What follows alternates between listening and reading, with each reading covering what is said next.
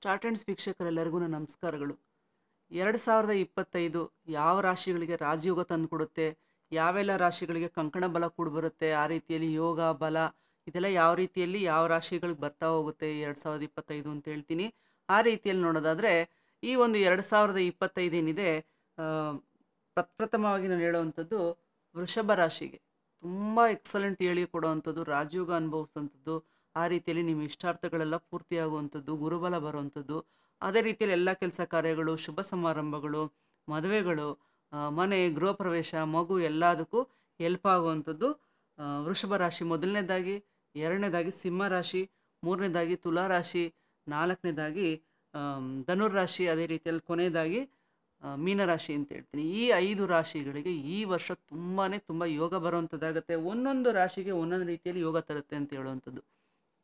ಮೊದಲನೇದಾಗಿ ವೃಷಭ ರಾಶಿಗೆ ಏನಪ್ಪ ಅಂತಂದರೆ, ನಿಮ್ಮ ಮನೆಯಲ್ಲಿ ಅಂದರೆ ಫ್ಯಾಮ್ಲಿ ರಿಲೇಟೆಡ್ ಏನಾದರೂ ಶುಭ ಸಮಾರಂಭಗಳು, ಒಂದು ಒಳ್ಳೇದೇನಾದರೂ ಅಡುಗೆ ಮಾಡಿ ತಿನ್ನೋವಂಥದ್ದು ಇರ್ಬೋದು, ಸಮಾರಂಭ ಅಂತ ಬಂದಾಗ ಗೃಹಪ್ರವೇಶಗಳಿರ್ಬೋದು, ಮಕ್ಕಳ ನಾಮಕರಣಗಳಿರ್ಬೋದು, ಆ ರೀತಿಯಲ್ಲಿ ಏನಾದರೂ ಒಂದು ಮನೆಯಲ್ಲಿ ಶುಭ ಸಮಾರಂಭ ನಡೆಯೋದಕ್ಕೆ, ಒಂದು ರಾಜಯೋಗ ಬರೋದಕ್ಕೆ, ಖುಷಿ ವಾತಾವರಣ ಕೊಡೋದಕ್ಕೆ ಈ 2025 ತುಂಬಾ ಒಳ್ಳೆ ರಿಸಲ್ಟ್ಸ್ ನಿಮಗೆ ಕೊಡುವಂಥದ್ದಾಗುತ್ತೆ. ಅದೇ ರೀತಿಯಲ್ಲಿ ನೆಕ್ಸ್ಟು ಸಿಂಹ ರಾಶಿಗೆ ಏನಪ್ಪ ಕೊಡುತ್ತೆ ಅಂತ ಬರೋದಾದರೆ, ಸಿಂಹ ರಾಶಿಯವರಿಗೆ ಅನ್ಎಕ್ಸ್ಪೆಕ್ಟೆಡ್ ಗೇನ್ಸ್ ಅಂತ ಹೇಳುವಂಥದ್ದು, ತುಂಬ ದುಡ್ಡು ಬರುವಂಥದ್ದು, ಹಣದ ಅರಿವು ತುಂಬ ಜಾಸ್ತಿ ಆಗುವಂಥದ್ದು, ಅದೇ ರೀತಿಲಿ ನಿಮಗೆ ಗೊತ್ತಿಲ್ಲದೆ ಇರೋ ಥರ ಮಾನಿಟ್ರಿ ಗೇನ್ಸ್ ಬರುವಂಥದ್ದು, ಅಂದರೆ ನಿಮ್ಮ ತಾತ ಅಜ್ಜಿ ಕೊಡುವಂಥದ್ದು ಇರ್ಬೋದು, ಅಥವಾ ನಿಮಗೆ ಯಾವುದೇ ರೀತಿಯಲ್ಲಿ ನಿಮಗೆ ಗೊತ್ತಿಲ್ಲದೆ ಇರೋ ರೀತಿಯಲ್ಲಿ ಅಂದರೆ ಗುಪ್ತ ಹಣ ಅಂತ ನಾವೇನು ಹೇಳ್ತೀವಿ, ಆ ರೀತಿಯಲ್ಲಿ ಫೈನಾನ್ಷಿಯಲಿ ಬರುವಂಥದ್ದು, ಜೊತೆಗೆ ನಿಮಗೆ ಇಂಪ್ರೂವ್ಮೆಂಟ್ಸ್ ಆಗುವಂಥದ್ದು, ನೀವೇನಾದರೂ ಇನ್ವೆಸ್ಟ್ಮೆಂಟ್ ಮಾಡೋದ್ರಲ್ಲಿ ಏನಾದರೂ ಡಬಲ್ ಲಾಭ ಆಗಿ ಅಲ್ಲಿಂದ ತುಂಬ ಜಾಸ್ತಿ ಬರುವಂಥದ್ದು, ಈ ರೀತಿ ನೀವು ನೋಡ್ತೀರಾ ಅಂತ ಹೇಳ್ತೀನಿ.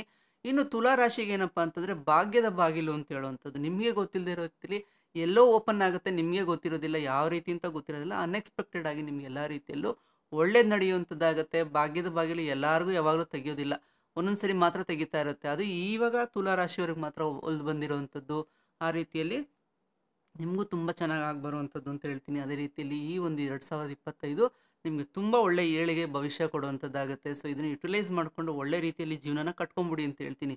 ಒಂದು ಸರಿ ಯೋಗ ಬರುತ್ತೆ, ಆ ಯೋಗ ಬಂದಾಗ ನಾವೇನು ಮಾಡಬೇಕು, ಹಿಡ್ಕೊಂಡು ನಾವು ನಮ್ಮ ಕೆಲಸಗಳೇನಿದೆ ಅದನ್ನು ಕರೆಕ್ಟಾಗಿ ಮಾಡ್ಕೊಳ್ಳೋದಕ್ಕೆ ಯೋಚನೆ ಮಾಡಿಕೊಂಡು ನಾವು ಅದನ್ನು ಮುಂದುವರ್ಸ್ಕೊಂಡು ಹೋಗಬೇಕು ಅಂತ ಹೇಳ್ತೀನಿ. ನೆಕ್ಸ್ಟು ಧನುರಾಶಿಗೆ ಯಾವ ರೀತಿಯಪ್ಪ ಅಂತಂದರೆ, ಧನುರಾಶಿಯವ್ರಿಗೆ ಬರುವಂಥದ್ದು ಮೇಯ್ನ್ ಮದುವೆಗೆ ತುಂಬ ಹೆಲ್ಪ್ ಆಗುವಂಥದ್ದು ಈ ವರ್ಷ ಅಂತ ಹೇಳ್ತೀನಿ. ಎಷ್ಟೋ ವರ್ಷದಿಂದ ನೋಡ್ತಿರ್ತೀರಾ, ಸೆಟ್ ಆಗ್ತಿಲ್ಲ ಅಂತ ಹೇಳುವಂಥದ್ದು ಇರ್ಬೋದು, ಅಥವಾ ಬಂದು ಕ್ಯಾನ್ಸಲ್ ಆಗುವಂಥದ್ದು ಇರ್ಬೋದು, ಅಥವಾ ಸೆಕೆಂಡ್ ಮ್ಯಾರೇಜಸ್ ಎಲ್ಲ ತುಂಬ ಜನ ನೋಡ್ತಿರ್ತೀರಾ, ಒಂದು ಡಿವೋರ್ಸ್ ಆಗಿರುವಂಥದ್ದು ಇರ್ಬೋದು, ಅಥವಾ ಇನ್ನೊಂದು ಮದುವೆ ವೆಯ್ಟ್ ಮಾಡ್ತಿರೋವಂಥದ್ದು. ಆ ರೀತಿಯಲ್ಲಿ ಮದುವೆಗೆ ಏನಾದರೂ ಒಂದು ಒಳ್ಳೆ ಈ ವರ್ಷ ನಿಮಗೆ ಮದುವೆ ನಡೆಯುವಂಥದ್ದು, ಕಂಕಣ ಬಲ ಕೂಡಿ ಬರುವಂಥದ್ದು, ಆ ರೀತಿಯಲ್ಲಿ ವಿವಾಹಕ್ಕೆ ತುಂಬ ಒಳ್ಳೆ ಪ್ರಶಸ್ತ ಟೈಮು 2025 ಈ ವರ್ಷ ನಿಮಗೆ ಕಂಕಣ ಬಗ್ಗೆ ಖಂಡಿತವಾಗ್ಲೂ ಬರುತ್ತೆ ಅಂತ ಹೇಳ್ತೀನಿ. ಇನ್ನೊಂದೇನಪ್ಪ ಧನುರಾಶಿಯವರಿಗೆ ಅಂತಂದರೆ, ಈ ಮದುವೆ ಈ ಫ್ಯಾಮಿಲಿ ಪಾರ್ಟ್ನರ್ಸ್ ಅಂತ ನಾವು ಹೇಳ್ತೀವಿ, ಇದು ಬಿಟ್ಟು ಬಿಸ್ನೆಸ್ಸಲ್ಲಿ ಯಾರಾದರೂ ಒಳ್ಳೆ ಪಾರ್ಟ್ನರ್ಸ್ ನಿಮ್ಗೆ ಸಿಗುವಂಥದ್ದು, ಅಥವಾ ಯಾರಾದರೂ ಹೊಸಬ್ರು ನಿಮ್ಮ ಹತ್ರ ಐಡಿಯಾಸ್ ಇದೆ, ದುಡ್ಡಿರಲ್ಲ, ದುಡ್ಡು ಬಂದು ಇನ್ವೆಸ್ಟ್ಮೆಂಟ್ ಮಾಡಿ ಬಾ ಇಬ್ಬರು ಸೇರ್ಕೊಂಡು ಮಾಡೋಣ ಅಂತ ಹೇಳುವಂಥದ್ದು, ಈ ರೀತಿ ಏನಾದರೂ ಒಂದು ಒಳ್ಳೆ ಪಾರ್ಟ್ನರ್ಶಿಪ್ಪಲ್ಲಿ ನಿಮಗೆ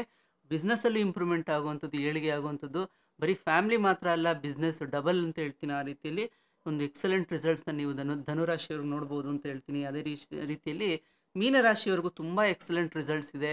ಮೀನರಾಶಿಯವರಿಗೆ ಯಾವ ರೀತಿಯಲ್ಲಿ ಒಂದು ಒಳ್ಳೆ ರಿಸಲ್ಟ್ಸ್ ಇದೆ ಅಂತ ಬಂದಾಗ, ನಿಮಗೆ ಸ್ವಂತ ಮನೆ ತೊಗೊಳ್ಳೋವಂಥದ್ದು, ಸ್ವಂತ ವೆಹಿಕಲ್ಸ್ ತೊಗೊಳ್ಳೋವಂಥದ್ದು, ಆ ರೀತಿಯಲ್ಲಿ ಏನಾದರೂ ಈ ವರ್ಷಕ್ಕೆ ನಿಮಗೆ ಎಕ್ಸಲೆಂಟ್ ರಿಸಲ್ಟ್ಸ್ ಕೊಡುವಂಥದ್ದಾಗುತ್ತೆ ಖಂಡಿತವಾಗ್ಲೂ.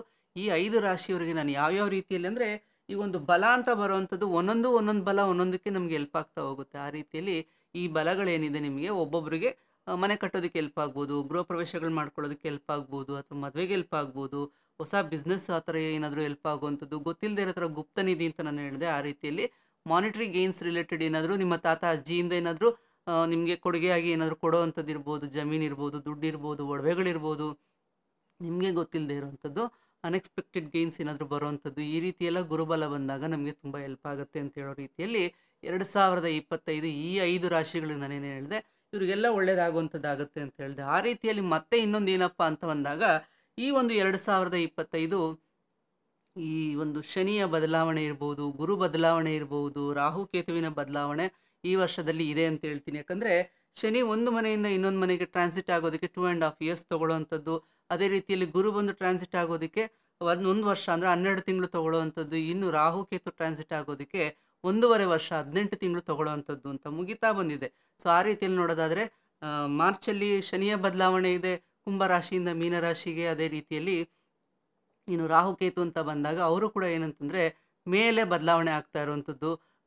ಕುಂಭ ರಾಶಿಯಿಂದ ಕೆಳಗಡೆ ಶನಿ ಸಾರಿ ಮೀನ ರಾಶಿಯಿಂದ ಕುಂಭ ರಾಶಿಗೆ ಶನಿಯ ಮನೆಗೆ ಬರ್ತಾ ಇರುವಂಥದ್ದು. ಇನ್ನು ಕೇತು ಬಂದು ಕನ್ಯಾ ರಾಶಿಯಿಂದ ಸಿಂಹ ರಾಶಿಗೆ ಹೋಗ್ತಾ ಇರುವಂಥದ್ದು. ಉಲ್ಟಾ ಹೋಗೋರು ಇವರೆಲ್ಲ, ಹಿಂಗೆ ಬಂದರೆ ಇವ್ರು ಹಿಂಗೆ ಹೋಗುವಂಥದ್ದು ಅನ್ನೋಂಥದ್ದು. ಇನ್ನು ಗುರು ಅಂತ ಬಂದಾಗ ಮೇಲಿ ಗುರು ಬದಲಾವಣೆ ಆಗ್ತಾ ಇರುವಂಥದ್ದು ನೀವೆಲ್ಲರೂ ನೋಡ್ತೀರಾ. ಅದೇ ರೀತಿಯಲ್ಲಿ ಇನ್ನೊಂದು ಏನಪ್ಪ ನಮಗೆ ಸ್ವಲ್ಪ ಬ್ಯಾಡ್ ನ್ಯೂಸ್ ಅಂತ ಬಂದಾಗ ಗುರು ಮತ್ತೆ ಏನಪ್ಪ ಅಂತಂದರೆ ಅಕ್ಟೋಬರಲ್ಲಿ ವಕ್ರಿಯಾಗಿ ಅಂದರೆ ಕರ್ಕಾಟಕ ರಾಶಿಗೆ ಬಂದ್ಬಿಡ್ತಾನೆ ಅನ್ನೋವಂಥದ್ದು. ಗುರು ಇಷ್ಟು ಫಾಸ್ಟಾಗಿ ಬರಬಾರ್ದು, ಗುರು ಯಾವಾಗಲೂ ನಿಧಾನಕ್ಕೆ ಬರಬೇಕು ಅನ್ನೋವಂಥದ್ದು. ನೋಡಿ ಮೇಲೆ ಹೋಗ್ತಾನೆ, ಅಕ್ಟೋಬರಲ್ಲಿ ಮತ್ತೆ ಕರ್ಕಾಟಕ ರಾಶಿಗೆ ಇಳಿದ್ಬಿಟ್ಟು ಮತ್ತೆ ಏನಪ್ಪ ಅಂತಂದರೆ 2 ತಿಂಗಳಿಗೆ ವಾಪಸ್ ಮತ್ತೆ ಮಿಥುನಾಗೆ ಹೋಗುವಂಥದ್ದು ಅನ್ನೋವಂಥದ್ದು. ಈ ರೀತಿಯಲ್ಲಿ ಗುರು ಏನಾದರೂ ಈ ಥರ ಫಾಸ್ಟಾಗಿ ಹೋಗೋ ಥರ ಆಯಿತು ಅಂತಂದರೆ ದೇಶಕ್ಕೆ ಏನಾದರೂ ವಿಪತ್ತು ಕಾಯ್ದಿರುತ್ತೆ. ಅಂದರೆ ವಿಪತ್ತು ಏನಾದರೂ ಬರುವಂಥದ್ದು, ಆಘಾತ ಆಗುವಂಥದ್ದು, ಈ ರೀತಿ ಏನಾದರೂ ಬರುತ್ತೆ ಅಂತ ಸೂಚನೆ ತೋರಿಸುವಂಥದ್ದು. ಗುರು ಅಷ್ಟು ಬೇಗ ಹೋಗಬಾರ್ದು ಅಂತ ಹೇಳುವಂಥದ್ದು. ಯಾಕಂದರೆ ಒಂದು ಗ್ರಹ ಅದ್ರ ಕೆಲಸ ಈ ಥರನೇ ಮಾಡಬೇಕು ಅಂತಿದ್ರೆ ಹಂಗೆ ಮಾಡಬೇಕಾಗತ್ತೆ. ಹೆಚ್ಚು ಕಮ್ಮಿ ಮಾಡಿಕೊಂಡ್ರೆ, ಬದಲಾವಣೆ ಮಾಡಿಕೊಂಡ್ರೆ ಅದರಿಂದ ಆಪತ್ತು ಕಾಯ್ದಿರುತ್ತೆ ಅಂತ ಹೇಳುವಂಥದ್ದು. ಆ ರೀತಿಯಲ್ಲಿ ಗುರುವಿನ ಈ ವರ್ಷದ ಬದಲಾವಣೆಗಳೇನಿದೆ ರಾಶಿಗಳಿಗೇನೋ ನನಗೆ ಹೇಳ್ದೆ ಒಳ್ಳೇದಾಗುತ್ತೆ ಅನ್ನೋಂಥದ್ದು. ಆ ರೀತಿಯಲ್ಲಿ ನಮಗೆ ದೇಶಕ್ಕೂ ಕೂಡ ಸ್ವಲ್ಪ ಏನಾದರೂ ಆಪತ್ತು ತರುವಂಥದ್ದನ್ನು ಗುರು ಮಾಡ್ತಾನೆ ಅಂತ ಹೇಳುವಂಥದ್ದು. ಗುರುಬಲ ಅನ್ನೋವಂಥದ್ದು ಬರೀ ನಮಗೆ ಮಾತ್ರ ಅಲ್ಲ, ದೇಶಕ್ಕೂ ಇರಬೇಕು. ದೇಶಕ್ಕಿದ್ದಾಗ ದೇಶದ ಅಭಿವೃದ್ಧಿ ಆಗುತ್ತೆ ಅಂತ ಹೇಳುವಂಥದ್ದು.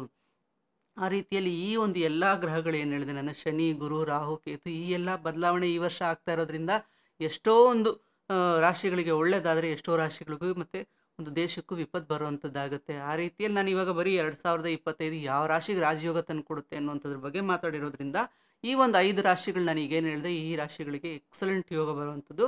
ಅದ್ರ ಜೊತೆಗೆ ನಿಮಗೆ ಏನೇನು ಸಿಗುತ್ತೆ ಅಂತ ಕೂಡ ಹೇಳ್ಬಿಟ್ಟಿದ್ದೀನಿ. ಅದನ್ನು ಎಕ್ಸ್ಪೆಕ್ಟ್ ನೀವು ಖಂಡಿತವಾಗ್ಲೂ ಮಾಡ್ಬೋದು. ಅದೇ ರೀತಿಯಲ್ಲಿ ನಿಮ್ಮ ಜೀವನ ಚೆನ್ನಾಗೂ ಮಾಡ್ಕೊಳ್ಳೋದಕ್ಕೆ 2025 ನಿಮ್ಗೇನಾದರೂ ಮುನ್ನುಡಿ ಬರೆಯುತ್ತೆ ಅಂತ ಹೇಳೋವಂಥದ್ದು. ಆ ರೀತಿಯಲ್ಲಿ 2025 ಈ 5 ರಾಶಿಯವ್ರಿಗೆ ರಾಜಯೋಗ ಕೊಡುತ್ತೆ, ಕಂಕಣ ಬಲ ಕೂಡ ಬರುತ್ತೆ, ಮನೆ, ಮದುವೆ, ಮಕ್ಕಳಾಗೋದಕ್ಕೆ ಎಲ್ಲದಕ್ಕೂ ಹೆಲ್ಪ್ ಆಗುವಂಥದ್ದು. ಆ ರೀತಿಯಲ್ಲಿ ನಿಮಗೆ ಒಂದು ಬಲ ಬರುವಂಥದ್ದು 2025. ಈ ಒಂದು 5 ರಾಶಿಯವರು ಎಕ್ಸಲೆಂಟ್ ರಿಸಲ್ಟ್ಸ್ನ ಅನುಭವಿಸಿ ಅಂತ ಹೇಳ್ತೀನಿ. 2025 ನಿಮ್ಮೆಲ್ರಿಗೂ ಒಳ್ಳೇದು ಮಾಡಲಿ, ಎಲ್ಲ ರಾಶಿಯವ್ರಿಗೂ ಒಳ್ಳೇದು ಮಾಡಲಿ ಅಂತ ಕೇಳ್ಕೊತೀನಿ. ಬಟ್ ಯೋಗ ಅಂತ ಬರ್ತಾ ಇರೋದು ಈ 5 ರಾಶಿಗಳಿಗಿರೋದ್ರಿಂದ ಒಂದು ಏನಂದರೆ ಗುಡ್ ಲಕ್ ಅಂತ ಹೇಳ್ಬೋದು, ಬೆಸ್ಟ್ ಆಫ್ ಲಕ್ ಅಂತ ಹೇಳ್ಬೋದು.